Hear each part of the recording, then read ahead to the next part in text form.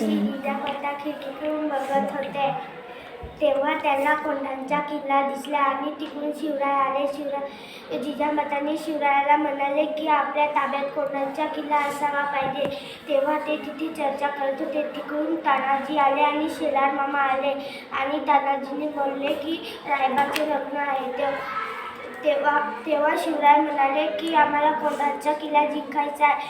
तेव्हा तानाजी बोलले की पहिले आपले कोंढाणचे लग्न करू, तेव्हा रायबाचे लग्न करू. तेव्हा तानाजी एकदम भयानक रात्रमध्ये बघून आले आणि ते तानाजी आणि शेलार मामा आणि आयाजी त्यांचे 300 सैनिक ते घेऊन निघाले आणि त्यांचे 1500 सैनिक दरवाजावर ठेवले होते आणि तिथे मुंगीला जाता येत नव्हतं. तेव्हा ते गेले आणि लढू लागले. नंतर ते खूप लढू लागले आणि ते लढू लागले आणि तानाजीच्या हातातली भाल तुटली आणि तानाजीने डोक्यावरचे पट्टा काढला आणि त्यांनी हाताला बांधला आणि ते लढू लागले आणि तानाजी पण खालती पडला आणि उदयनभान पण खालती पडला.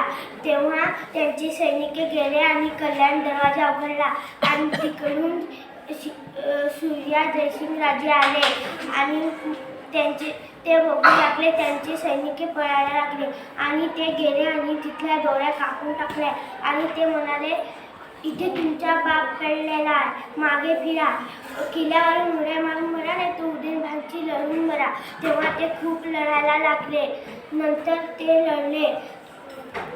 तेव्हा त्यांचे ताब्यात किल्ला आला आणि त्यांनी तिथले गवत पेटवले. तेव्हा शिवराय बघत होते की आपल्या ताब्यात किल्ला आला असेल. तेव्हा ते गेले शिवरायांकडे, पण त्यांच्या जोडीला तर तानाजी नव्हता. तेव्हा ते गेले आणि शिवाजी जयसिंगराजांनी म्हणाले की आम्ही आमच्या ताब्यात किल्ला घेतला. तेव्हा ते शिवराय बघत होते की तानाजी कुठे आहे. तेव्हा शिवरायांनी जयसिंग बोलले की त्यांच्या डोळ्यातून पाणी पडले आणि ते म्हणाले की त्यांचे जखमी होऊन ते खालती पडले. तेव्हा शिवराय खूप दुःख झाले.